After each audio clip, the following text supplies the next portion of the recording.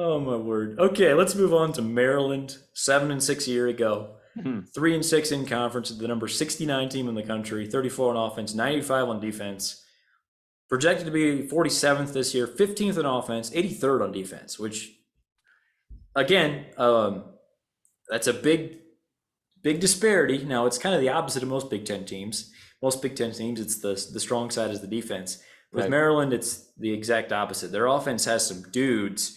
Their defense was kind of low key Yeah. trash last year. Mike Loxley in his fifth season there. The over under is set at either 5.5 or 6, depending where you look. Mhm. On offense, I'll go through some of those dudes. Okay, so Talia Tungavailoa, you can call him a dude or not. Like he does have talent and he has put up some big numbers. He Yeah. does need to cut out some of the bad. Like there's definitely some bad that goes along with the good with him.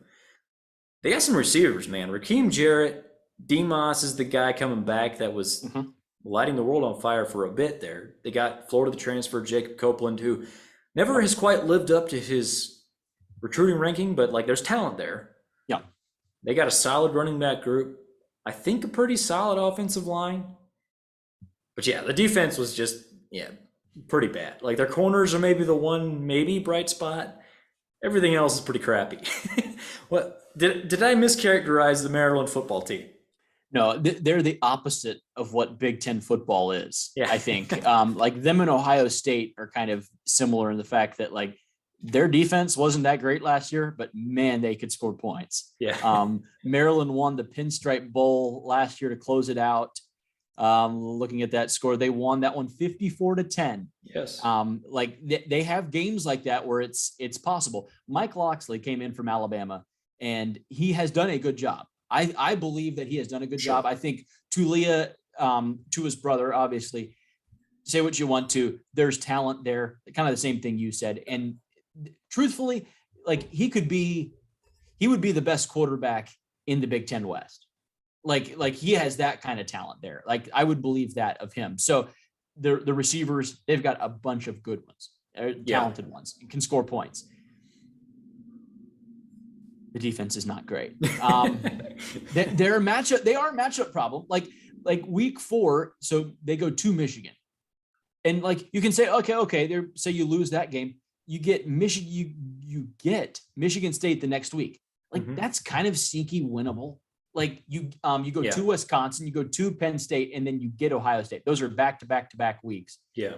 But like you can get one of those teams. That's a game where you can at least be close late and scare one. So you're gonna push me for a number, aren't you? I need to figure this out. I've been waffling. I can't. By the way, find the right can I just talk a little bit about their schedule too? Their non-conference schedule is Buffalo at Charlotte and SMU. Yeah. And Buffalo, like we in the past, Buffalo has been a very solid G5 team. They weren't very good last year. They probably won't be all that great this year, but there's a chance they rebound to being something solid. And Charlotte, not great, but they have a chance to put up points as well. Like there's a chance that could get shootouty. That defense might give up some points to Charlotte. So that's not a game you can just put a Sharpie on. Like, yeah, you pencil in the W, but that's about it, I think. SMU is actually tough. Like SMU has a chance to be favored against Maryland. Yeah. SMU's a good team.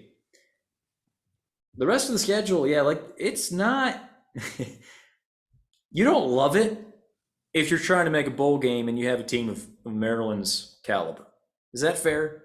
Like, and also like we were talking about with Tungavailoa, you really don't want him as your quarterback if you're trying to go 12-0 because he's going to screw it up sometimes. But he might be the perfect quarterback for a Maryland where it's explode most of the time. When you play somebody who's severely better than you, you're probably going to throw 3 picks or whatever. But you're just trying to make a bowl game. You're not trying to win the Big Ten. So to me, it feels like their schedule is not great for that. Their quarterback is great for that. Where does it come out? I don't know. I've vamped long enough. Do you have an opinion now? I'm gonna go take the under on Maryland. I listened to some experts today. I guess they're experts. Literally every single one of them took the Maryland over. I'm gonna buck the trend and take the under. I think they lose to Indiana. and that ends up making them 5-7. So picking Indiana to win that game, that's kind of where it came down to for me. So yeah, I apologize to everyone out there. I think they go just under 5-7, but I think the number is really good. Like I think a bowl game is a very good possibility still. Yeah, by the way, I think there's a 6 out there. So even if they go 6-6 on that one, you'd get a push. So I'm Yes. with you. I'm also taking the under. It's mostly based on the schedule. There's just I find 6 wins. I mean 6 losses pretty easily, and there's a good chance that they lose another one along the way somewhere. That's kind of the way I look at it. Well, it feels like their games are divided up. They have 6 games that they'll be a favorite in, and 6 games that they'll be like you can pretty much pencil in a loss. So, like, which way do you think? Like, I see an unexpected loss more than an unexpected upset win, if that makes sense. So, like, that's where I would be trending, and that's why I would go. Yeah, low level of confidence, but I would go just under on Maryland. Yeah.